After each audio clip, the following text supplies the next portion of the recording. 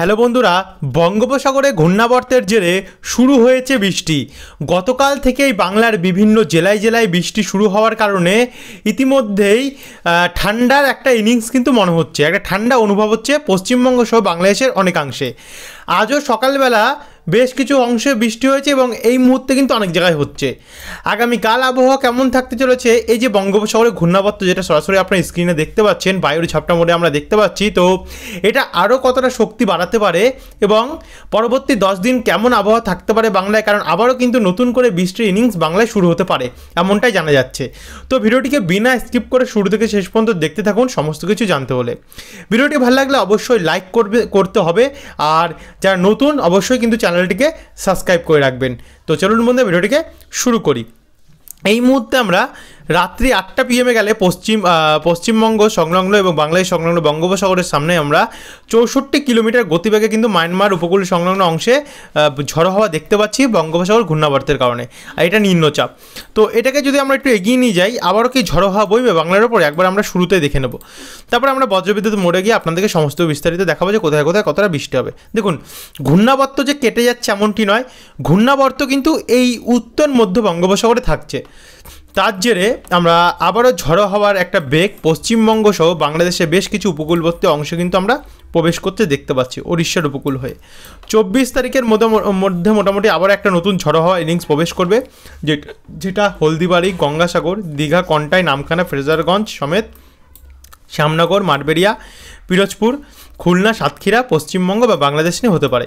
তারপরে আমরা একটু যদি এগিয়ে যাই, দেখুন কলকাতার আশেপাশেও কিন্তু এই যে ঝড়ো হাওয়া সেটা লক্ষ্য করা যেতে পারে। একই সঙ্গে ত্রিপুরাতেও কিন্তু এই যে ঝড়ো হাওয়া সেটা কিন্তু দেখা যেতে পারে। তারপরে আস্তে আস্তে এগোতে 25 তারিখ যদি আমরা যাই, 25 তারিখের পর থেকে একটা উন্নত হতে পারে, ঝড়ো হাওয়া তেমন নাও থাকতে পারে, কিন্তু বাংলাদেশের দিকে যেমন কিশোরগঞ্জ, লাখাই, কাপাসিয়া, ঢাকা, সিরাজগঞ্জ, ময়মনসিংহ, মাদান, সিলেট এবং বিশ্বম্বরপুর এই সমস্ত অংশে কিন্তু ঝড়ো হাওয়া বইতে পারে। কোথাও কোথাও এর বেগ 66 কিলোমিটার প্রতি ঘন্টাও কিন্তু হতে পারে, এমনটা আপাতত জানা যাচ্ছে নতুন আপডেটে। তারপর আমরা এটাকে যদি আরেকটু এগিয়ে নিয়ে যাই, আরেকটু এগিয়ে নিয়ে গেলে 28 তারিখের পর যখন আমরা 29 তারিখ শুক্রবার যাচ্ছি, সে সময়ও কিন্তু এই যে ঝড়ো হাওয়া সেটা কিন্তু ওড়িশা উপকূলের দিকে লক্ষ্য করতে পারছি এবং 30 তারিখের মধ্যে আপাতত পরিষ্কার হয়ে যেতে পারে এমনটাই জানা যাচ্ছে। এরপরে আবার একটি নতুন প্রভাব এলাহাবাদ হয়ে, জবলপুর হয়ে আমরা দেখতে পাচ্ছি ভোপাল দিক থেকে পশ্চিমবঙ্গের দিকে কিন্তু আসতে পারে, আবারও কিন্তু ঝড়ো হাওয়া, বৃষ্টি, ঝড় এমনটা শুরু হতে পারে। পুরো বায়ুর ঝড়টা মোড়ে কিন্তু টোটালটা আপনাদের কাছে আমরা ক্লিয়ার করে দিলাম যে কবে কবে ঝড়ো হাওয়া বইতে পারে। এবারে আমরা চলে যাব উপগ্রহ চিত্র দেখে নেব যে এই মুহূর্তে কেমন পরিস্থিতি আছে বাংলার আকাশের।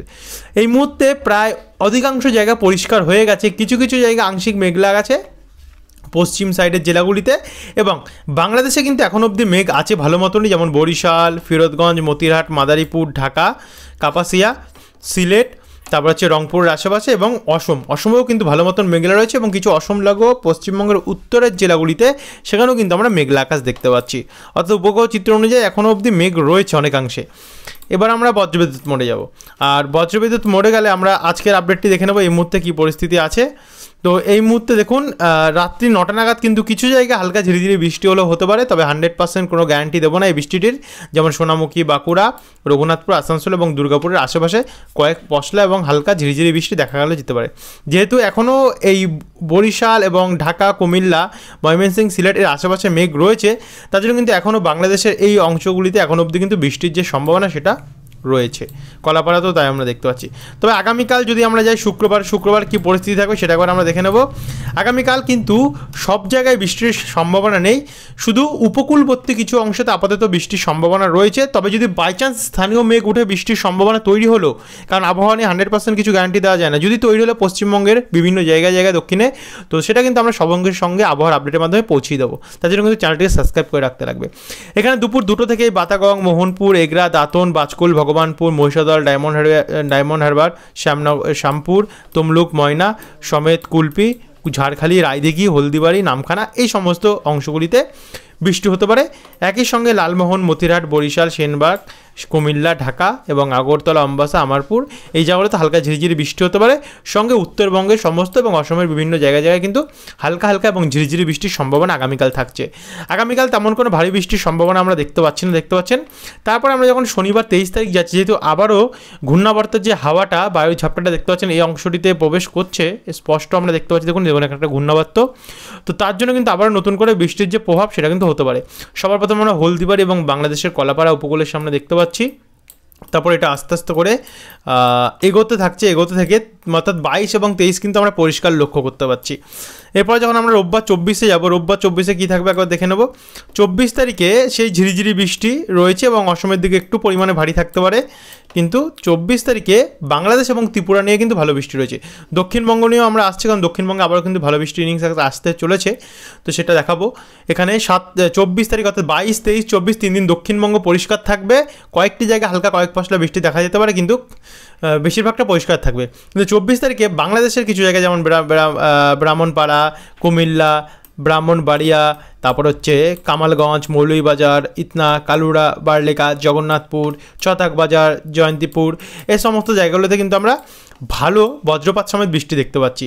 একই সঙ্গে ত্রিপুরার উদয়পুর, মেলাঘাট, তারপর হচ্ছে আগরতলা, তালিয়ামুড়া, অম্বাসা, তারপরে কাওই, কামালপুর, কুমারঘাট, কৈলাসহর, তারপরে ধর্মনগর, এখানে আমরা পাথারকুন্ডি এই জায়গাগুলোতে আমরা ভালো হালিকান্দি ভালো বৃষ্টির সম্ভাবনা লক্ষ্য করতে পারছি, ত্রিপুরা এবং বাংলাদেশের কিছু পূর্বভাগ নিয়ে। তারপর সেখান থেকে যদি আমরা আরেকটু গেলে দেখতে পাচ্ছেন ত্রিপুরার উপরে বৃষ্টির পরিমাণটা আগের থেকে বাড়বে কিছুটা, এই সময়টা দেখুন বাড়তে পারে। তারপর সেটা আস্তে আস্তে করে কিন্তু কেটে যাবে গিয়ে সময়ের সাথে সাথে, কিন্তু 25 তারিখে নাগাদ আমরা উত্তরবঙ্গের কিন্তু অনেকাংশে একটু বৃষ্টির পরিমাণটা বাড়তে দেখতে পাচ্ছি 25 তারিখে, যেখানে বাংলাদেশ এবং দেখতে পাচ্ছেন এই জায়গাটুকুর মধ্যে লক্ষ্য করুন, দেখুন আস্তে আস্তে করে কিন্তু বৃষ্টি বাড়বে, যার ফলে শিলিগুড়ি, দার্জিলিং, কালিম্পং, আলিপুরদুয়ার, কোচবিহার এই সমস্ত অংশগুলিতে বজ্রপাত সমেত ভারী ঝড় বৃষ্টির সম্ভাবনা দেখা যেতে পারে। তো আমরা এটাকে একটু জুম আউট করে নেব, তাহলে আমরা একটু ভালোভাবে ভিউটা পাবো। তো সেখান থেকে একটু যদি এগিয়ে যাই, সোমবার 26 তারিখে দেখুন 26 তারিখ রাত্রি 3টা থেকে কিন্তু বাংলাদেশ এবং উত্তরবঙ্গে উত্তরের প্রভাব জেলাগুলিতে কিন্তু বজ্রপাত সমেত ভারী বৃষ্টি শুরু হবে। তারপরে 26 তারিখ দুপুর 2 PM গিয়ে আমরা দক্ষিণবঙ্গে বৃষ্টি দেখতে পাবো, যেটা উলবেড়িয়া, কোলাঘাট, চন্দননগর, কলকাতা, তমলুক, বালিচক, খড়গপুর, ঝাড়গ্রাম, পূর্ব এবং পশ্চিম মেদিনীপুর, চন্দ্রকোনা, গোয়ালতর, খাতড়া, বিষ্ণুপুর, বাঁকুড়া, দুর্গাপুর, সোনামুখী, পূর্ব এবং পশ্চিম বর্ধমান, গোসকারা, কাটোয়া, বেলডাঙ্গা, বহরমপুর, তারপর হচ্ছে রামপুরহাট এই সমস্ত জায়গাগুলিতে। একই সঙ্গে মেহেরপুর, পাবনা, লোহাগাড়া, মাদারীপুর, ফেরতগঞ্জ, সেনবাগ, কুমিল্লা, পিরোজপুর এবং খুলনা এই জায়গাগুলোতেও কিন্তু বৃষ্টির যে পরিমাণ সেটা ভালোই থাকছে। এরপরে সন্ধ্যে 6টা PM গিয়ে দেখতে পাচ্ছেন এই যে অংশটি বর্ডার লাগা পশ্চিমবঙ্গের এই পাশে এবং ও পাশে বাংলাদেশে, এই দুটো সাইডে কিন্তু বজ্রপাত সমেত ভারী বৃষ্টির সম্ভাবনা দেখা যাচ্ছে। আর বেশিরভাগ চাষবাসটা কিন্তু এই সমস্ত জায়গায় হয়ে থাকে, তো সেইখানে কিন্তু আবারও চাষিদের চাষে ক্ষতি হতে পারে, কারণ আবারও কিন্তু 26 তারিখে বৃষ্টি আসতে পারে।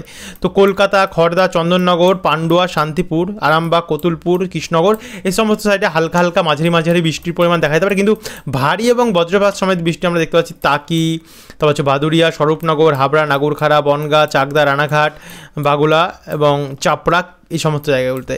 একই সঙ্গে ওপার বাংলায় কোচাতপুর, যশোর, অভয়নগর, সাতক্ষীরা, খুলনা, শ্রীকান্তপুর, মোংলা এই সমস্ত জায়গাতেও বজ্রপাত সমেত ভারী বৃষ্টি হতে পারে। আর মাঝারি মানের বৃষ্টি যেমন ফরিদপুর, লোহাগাড়া, তারপর হচ্ছে শ্যামনগর হয়ে নাগেরপুর, পাবনা, রাজশাহী, সিংড়া, শিরিশবাড়ি, ময়মনসিংহ, মহাদেবপুর এবং বালুরঘাট, গোরঘাট এই জায়গাগুলিতে।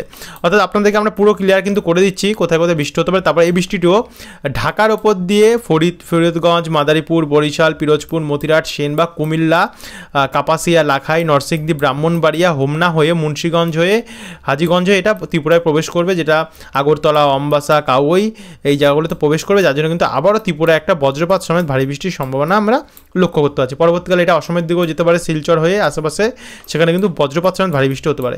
এরপরে যদি আমরা আরেকটু এগালে দেখুন এই প্রভাবটা কিন্তু আস্তে আস্তে কমছে, এবং কমার কারণে বৃহস্পতিবার 28 তারিখে কিন্তু তেমন কোনো প্রভাব আমরা লক্ষ্য করতে পারছি না, অর্থাৎ পরিষ্কার থাকতে পারে। এরপরে আমরা মোটামুটি ঝিরিঝিরি মানের বৃষ্টি দেখতে পাবো। তবে বন্ধুরা একদম কিন্তু 100% কনফার্ম দিচ্ছি না, কারণ আবহাওয়া যখন তখন পরিবর্তন ঘটতে পারে। দেখা গেলো ঝিরিঝিরি বৃষ্টি পরবর্তীকালে একটা গভীর রূপ নিয়ে নিল। তার জন্য কিন্তু 29 তারিখে কিছু কিছু জায়গায় বৃষ্টি হয়ে, যেমন নলহাটির আশেপাশে, সাগরদিঘি, মুর্শিদাবাদ, লালগোলা, জঙ্গিপুর এবং রাজমহল, ফারাক্কা, সুজাপুর, বারজোড়া, এই সমস্ত জায়গায়, সিরাজগঞ্জ একটু বজ্রপাত সমেত ভারী বৃষ্টি দেখা দিতে পারে। তারপরে 29 তারিখে যদি যাই, 29 তারিখেও আমরা মাঝারি এবং ঝিরিঝিরি পরিমাণ, কোথাও কোথাও মাঝারি বৃষ্টি ত্রিপুরা এবং পশ্চিমবঙ্গ বাংলাদেশ নিয়ে ঝিরিঝিরি বৃষ্টি দেখতে পাচ্ছি।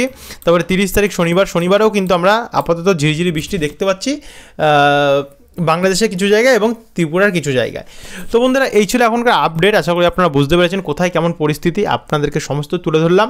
এরপরে যদি আর কোনো পরিবর্তন ঘটে অবশ্যই নতুন আপডেট আপনারা পেয়ে যাবেন। নতুনরা কিন্তু যারা এত ভিডিওটা দেখলেন অবশ্যই কিন্তু চ্যানেলটিকে সাবস্ক্রাইব করে রাখা ভুলবেন না, সাবস্ক্রাইব করে তারপরে যাবেন। ধন্যবাদ, সুস্থ থাকবেন, ভালো থাকবেন, অসংখ্য ধন্যবাদ।